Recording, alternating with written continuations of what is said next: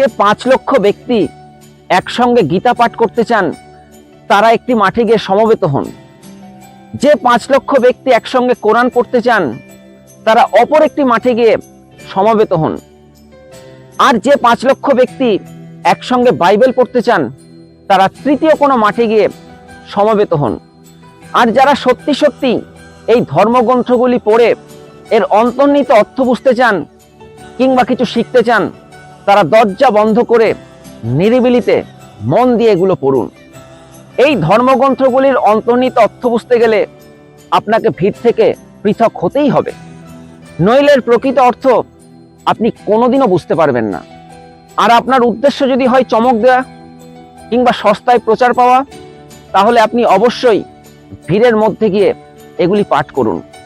এতে হয়তো আপনি সাময়িক প্রচার পাবেন, কিন্তু এর প্রকৃত অর্থ কোনোদিনও আপনি উপলব্ধি করতে পারবেন না।